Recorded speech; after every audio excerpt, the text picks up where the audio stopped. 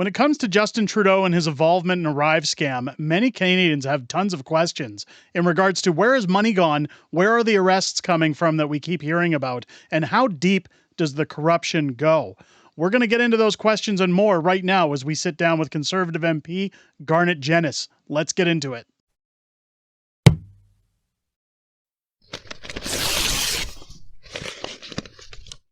Oh, yeah! What's going on, ladies and gentlemen? Welcome back to The Fringe. Well, I told you last week that we'd have a very special guest arriving on the channel this week to talk about the current landscape of politics. And of course, it is no surprise that our guest is joining us here today on the show. And I want to bring them in right away and not waste any time. We're going to have Conservative MP Garnett Genuis joining us here on the channel. Garnett, welcome to our large Fringe majority here on the channel. It's great to have you here. Thanks for having me. I appreciate the chance to chat with you about some things going on in Canadian politics. Absolutely. Now, I brought you in because not only as an Albertan, you're the representative for Fort Saskatchewan Sherwood Park, but also because we had MP Kusi on the channel and we were talking a lot about Arrive Scam. Now, I've been following it very closely and put out multiple videos on the channel about that. And my audience, of course, is watching the political landscape right now. They're watching what is coming up for a 2025 election, and essentially with Pierre's plans to bring it home, axe the tax, build the homes, stop the crime.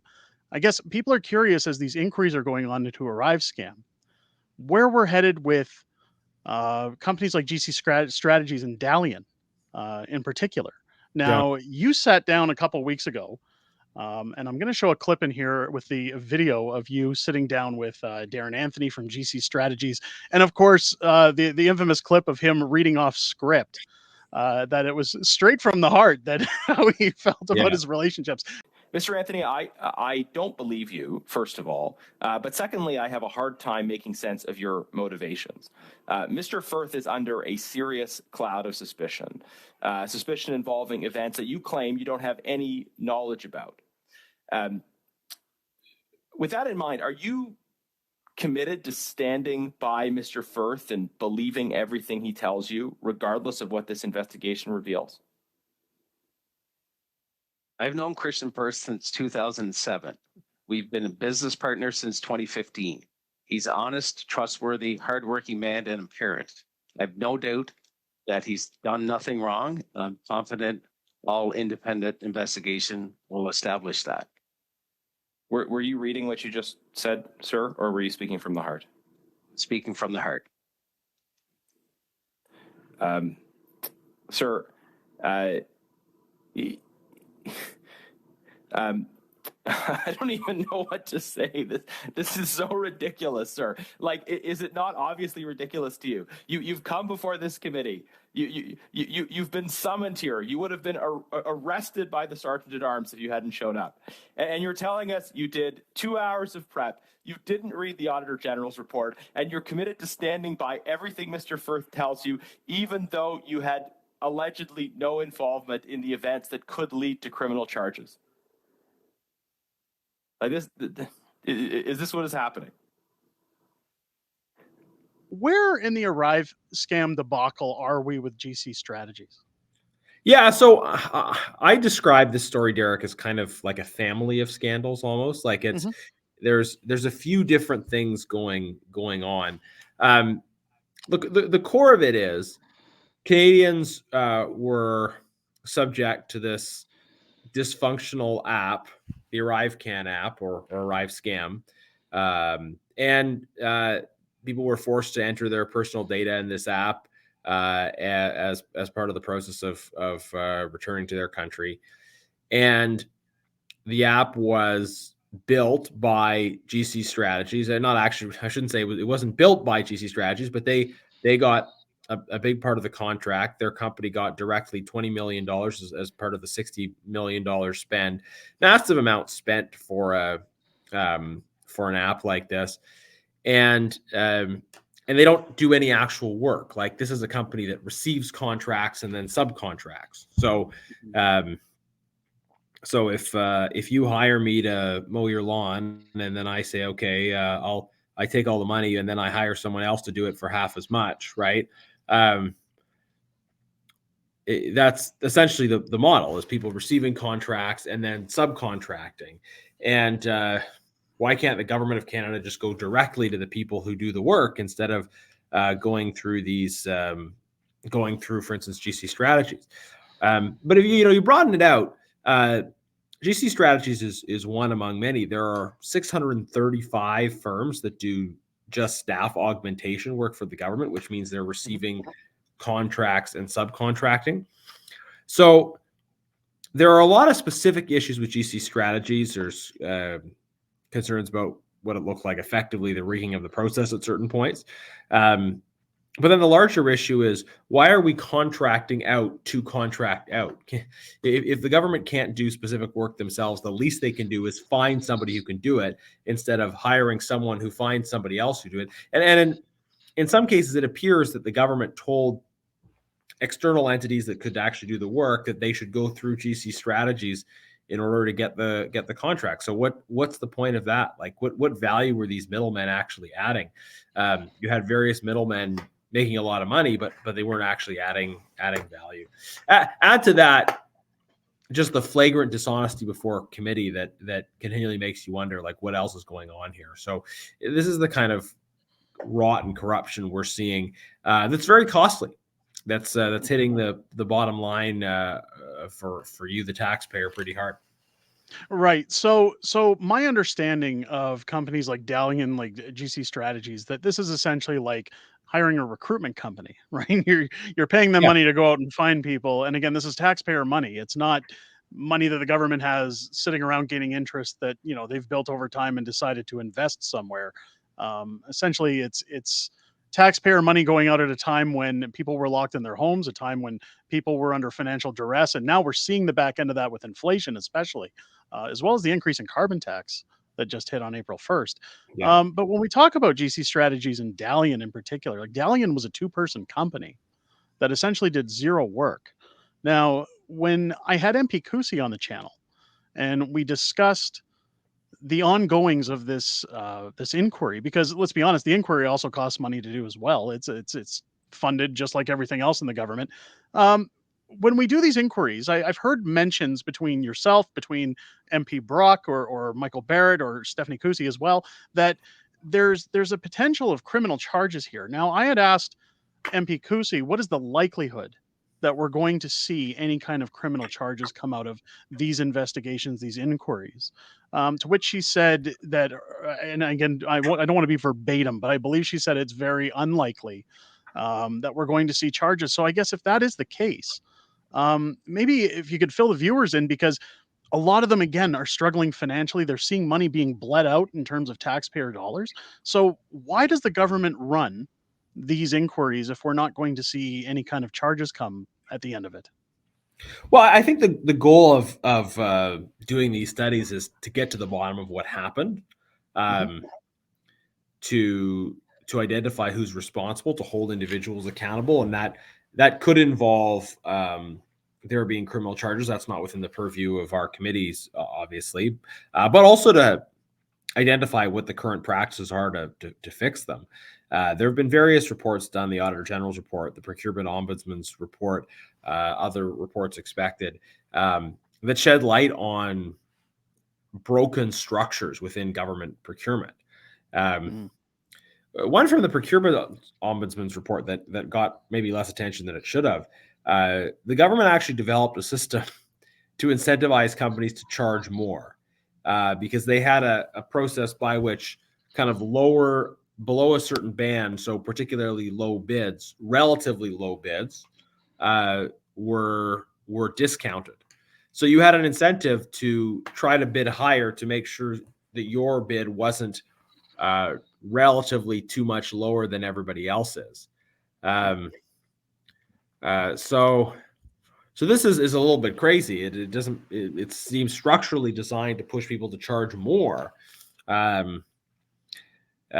So identifying these kinds of issues, asking why they happen, holding people accountable, but also fixing them is a critical function of these inquiries. And so it is important that we get to the bottom of it, and also make sure that and change the system so the taxpayers' dollars are treated with respect in the future. Absolutely. And that was actually something I was just about to get to because like it's very obvious, at least as of today, but if we were looking at the polls and if we're looking at where the Conservative Party stands, if there were to be an election today versus 2025, it's a very lowballed statement to say that the Conservatives aren't maintaining a very significant lead right now in the polls over the Liberals, over the NDP, or any other party. When the non-confidence vote went through in the House of Commons not too long ago. Now, I had broadcast that vote and said that, what you're seeing here is essentially a funeral for all these other parties because they're propping up Justin Trudeau. They're supporting taxing citizens into oblivion. We've seen scandal after scandal after scandal from Justin Trudeau. And of course, when we talk about the Aga Khan, when we talk about SNC Lavalin, when we talk about $80,000 Christmas vacations, the list goes on. We could write a mile-long trail of all the things Justin Trudeau has done that's questionable throughout his 8-year tenure.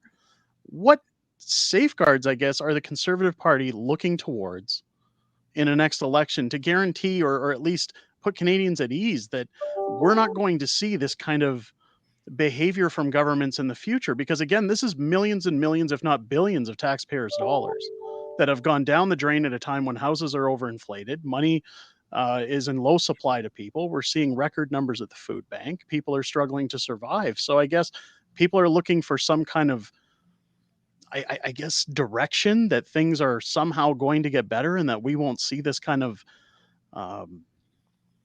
disregard in our government going forward. What is the Conservative Party thinking of doing in the future to put people's minds at ease? Well, we've got a clear plan to address those very anxieties that you talked about. Our focus is on axing the tax, building the homes, fixing the budget, and stopping the crime. And that's a common sense agenda that addresses those things you talked about. People are concerned about the price of things, driven by the out of control spending and by the carbon tax. Housing affordability is big in a lot of parts of the country. And then crime. So axing the tax, building the homes, fixing the budget, stopping the crime, it's all there. And we can go into specifics on those various points. And I think people are responding to that message. The question I get most often is, okay, when's the election, right? Because the Liberals and their coalition partners in the NDP, and at least some of the time the Bloc are standing on the other side of a lot of these issues, and it's Conservatives that are standing alone in our call to axe the tax, build the homes, fix the budget, stop the crime. So we are going to have to wait until the next election, and hopefully that's sooner rather than later. Okay, now when you say sooner rather than later, now again, just to explain to my audience, because I've said the same thing in various videos where we could possibly see an election triggered prior to 2025. However, it seems to be on the shoulders of Jagmeet Singh. He's kind of propping up this coalition, and they don't call it a coalition with the Liberal government, but essentially, how can the Conservatives at this point, when we see this motion in the House to file non-confidence not go through, where could we see a possible election prior to the 2025 date? Yeah, I mean, you're right. A lot of it depends on the NDP.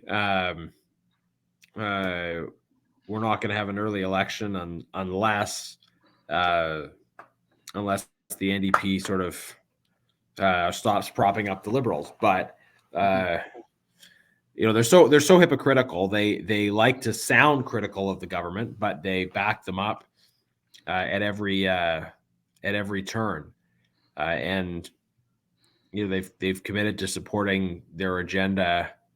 So we'll see what they do. It's hard to predict sometimes what other parties. Absolutely, right? We can only control the things we can control. Right. From our perspective, we don't have confidence in the government, and I don't think Canadians do either. That's why we're looking for a carbon tax election where we can defeat and replace the government and repeal their destructive agenda. Right. Okay. Now, quickly back to Arrivescam. Yeah. Again, because the questions that come up with companies like Dalian, when are things expected to wrap up with this inquiry? And again, aside from getting to the bottom of things, and this is pure speculation, but what do you think that Canadians can expect to see when this wraps up? Yeah, there are so many different facets of this that are still yet unexplored. So I think we need to continue to look at the multiple different aspects of it. It's just one of those issues where, like, the more you uncover, it leads to other important related questions, right? Um, and I think this is also, I mean, it's about Arrivescam, the app, but it's also more broadly about how the government does procurement, how the government does contracting, because a lot of government contracting, it seems to be tied into this sort of bizarre insider multi-level system.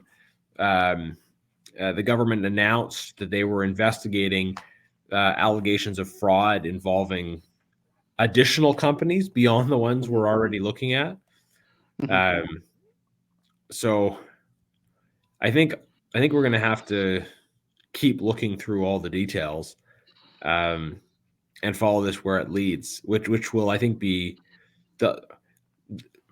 every indication is that there are lots of different kinds of problems in government procurement, and this is critical for public spending, right? This government is spending more on the public service, but it's also spending more on outside consultants than any government has before.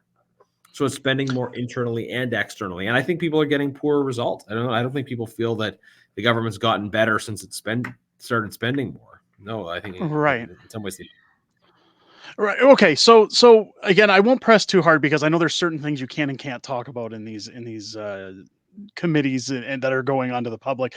But when it comes to like I followed your work for a long time, and I really like. In fact, I'm gonna have a link down below for your recent video that came out about the IRGC.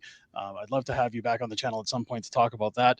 But in terms of one thing, I was curious to ask your position of that I've suggested should be explored or could be explored is as an Albertan. When Jason Kenney installed recall legislation into the country, and we see so many people protesting these days, especially in Calgary. They just wrapped up their campaign to recall Jody Gondek out of the mayor's chair in Calgary. I've always said that, when it comes to other provinces, now it's their jurisdiction to find out about recall legislation. Do you think there could ever be a consideration from the Conservative Party? I know you're not the leader of the Conservative Party, but I guess Canadians again are feeling vulnerable after the last 8 years. When you look at things like the Freedom Convoy, you look at the overbearing protests that are going on every weekend throughout the country and all of our streets. Is there anything that the government could maybe propose similar to a recall legislation that would give Canadians some form of security, that they have a little bit more weight to bear when it comes to selecting their leaders if they're dissatisfied? It's an interesting question. I guess I'll say a couple things about that. Number one, our party has a member-driven policy process, and I think proposals like that may have been debated at Conservative conventions before, but that would be one sort of channel through which people could bring that forward. It's not just members of parliament that play a role in shaping our party's policy around that. I mean, the question around recall legislation is often threshold. So, for instance, if you have a 3 or 4 way race, a person could become an MP with a relatively, with less than 50% of the vote. You could have 35-40% of the vote and become the MP. And then what is the threshold going to be for a recall, right? If you say, in my first election, I got 64% of the vote, and it's been about constant since then, which I think is very strong, but it means that over 30% of the people didn't vote for me. So should you allow a recall in which 20 or 30% sign? I mean, that raises some problems because unless you have a massive super majority, then you're always liable to be subject to those kinds of efforts. So I don't know. I mean, I think it's sometimes with these reform ideas, it's like a devil's in the details thing. Yeah, but I'm more concerned about the broader point, I think, is that there are a lot of aspects of the NDP Liberal coalition deal that defied voters' expectations, right? The NDP have sold out to the Liberals, and the Liberals have become much further left than they had been historically. So that leaves people feeling that they that their expectations were not met. I mean, the Prime Minister came into office in 2015, making various promises that he subsequently broke. So that leads to a need for an accountability process, which is delayed because we have to wait until the election. But accountability comes. It just maybe comes later than many people would like to see it. Yeah, I guess what I was more concerned with is some kind of fail-safe that the citizens have, not necessarily to recall MPs, but to recall or at least have some kind of process in deciding if they want to go to the polls or have an election, so that you don't have to worry about things like coalitions anymore that are stopping if the people are dissatisfied. So again, like you said, devils are in the details, and it's very tricky ground when you cross it, because I know with the recall legislation in Alberta, it's a one-off. You know, if it doesn't go through, they get to serve their term. That's the end of it, and we move on. But I just feel that at a time right now in this country that people are essentially at their wits' end. I go through it in my comment section. I hear it from people on a regular basis if I run out to them in public, that I can't pay my bills. I'm going to lose my home. I've lost my job. Nobody's hiring. If they are hiring, it's extremely low wages. It doesn't meet up to inflation. So I guess I really like, I'm thankful that the Conservatives are in the lead right now. And again, I've said multiple times that the Conservatives will be getting my vote in the next election. I just would really hope that, I guess, there's some kind of silver lining. And it sounds that way when you look at axing the tax, building homes, getting rid of crime. But hopefully a silver lining that gives people a little more confidence in the political system, because I feel that with all of the division that's gone on over the last 8 years and a lot of the rhetoric that's happened, again, people are in the streets against each other when Canada used to be a very united country. I just feel that there needs to be that extra push to convince Canadians that they can trust their government and things are going to get better. Hopefully we'll see that. And again, Garnett Genuis, I won't take too much more of your time, but I thank you very much for coming by on the channel. Hopefully, again, we can have you back on to talk about IRGC, because that is a very very hot button topic I'd love to get into at some point with you. But again, thank you for joining us here on the channel. And, my pleasure. Just to make two quick wrap up comments. Thank you for plugging the video we did on the IRGC. If folks are interested, it's pinned to the top of my YouTube channel, Canada Under Attack. We did a documentary that I think is hopefully very helpful in terms of people understanding the foreign policy challenges we face, and they're linked to domestic challenges. And what you said about leadership is so important. We have had for the last 8 years very divisive leadership, and it's been leadership that's been dishonest, inconsistent with Canadians, demonizing people, really leading to amplified divisions along all kinds of different lines and dimensions. And